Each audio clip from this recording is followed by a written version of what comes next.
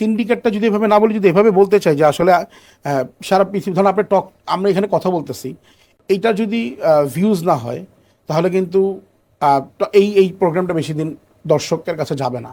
আপনাদের খুব ভালো ভিউজ, দ্যাটস ওয়াই দর্শক পছন্দ করছেন, দ্যাটস ওয়াই আমরা কিন্তু এই শোটা দেখতে পাচ্ছি।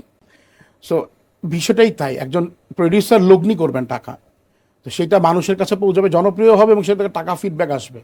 তো উনি যদি কাউকে নিয়ে, ধরেন আমাকে নিয়ে যদি কেউ সিনেমা প্রডিউস করে বা আমাকে নিয়ে কোনো নাটক প্রডিউস করে, যদি হিট না হয় সে তো আমাকে নিয়ে সেকেন্ডবার করবে না। আপনাকে নিয়ে যদি করে এবং আপনাকে নিয়ে করার পরে যদি সেটা পপুলার হয়, টাকা ফেরত আসে, তাহলে আপনাকে নিয়ে 10টা প্রজেক্ট করলে বা প্রবলেমটা কোথায়? সো এই শব্দটাকে আমরা সিন্ডিকেশন করতেছি। আর কমফোর্টের জায়গা থাকে আসলে। আমি বলবো যে আর্টিস্টরা বা ডিরেক্টররা কেউ সিন্ডিকেশনের মধ্যে নাই। আমি তো নাই, কারণ আমি সবার সাথেই কাজ করছি। আমার যদি আপনি দেখেন যে আমি সবার সাথে কাজ করি, তো আমার সাথে আমি আর্টিস্ট হিসেবে সবার সাথে কাজ করতেছি এবং ডিরেক্টর হিসেবে করতেছি। সো আমি কোনো সিন্ডিকেটের ভিতরে আপাতত ফেস করি নাই।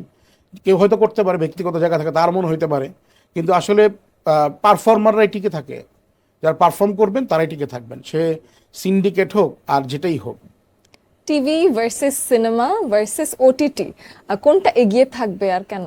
আহ, প্রথম যখন আসলো ইউটিউব বললো টিভি পড়ে যাবে, টিভি থাকতে পারবে না, টিভি হবে না, টিভি থাকবে না।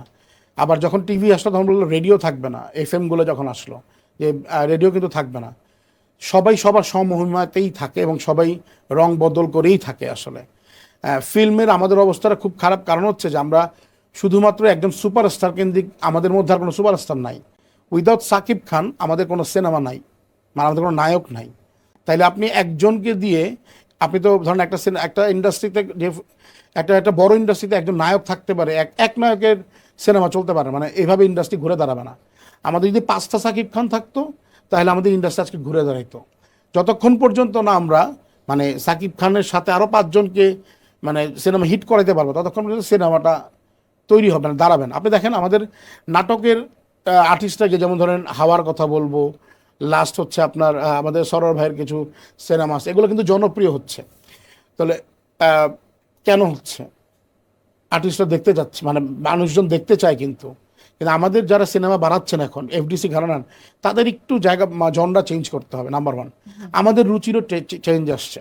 আমরা যারা ধরেন অন্যরকম অনেকগুলো জনরা দেখতে চাই, কেউ ক্রাইম দেখতে চায়, কেউ একটু ধরেন যে পারিবারিক ফ্যামিলি দেখতে চায়, সেই গল্পগুলো কিন্তু আমরা ওটিটিতে দেখতে পাচ্ছি। বা একটু হরর দেখতে চাই, কেউ একটু ধরেন যে আপনি যেটা বলেন সেক্সুয়ালিটি সহ দেখতে চাই। এই বিভিন্ন জনরার বিভিন্ন টেস্টের ছবি কিন্তু তৈরি হচ্ছে, ওটিটিতেও হচ্ছে। তার মানে কি, এই যার যেটা দেখার জায়গা, মানে আমার মনে হয় যে দর্শক বাড়ছে। টিভি নাটকই তো আমরা বানাচ্ছি, দীপ্ততে কথা বলতে, দীপ্তর কিন্তু আপনাদের ড্রামা সিরিয়ালগুলো কিন্তু হেভি জনপ্রিয়। তার মানে টিভি তো তার সমমহিমাতেই আছে, আচ্ছা। ওটিটিও তার সমমহিমাতেই আছে।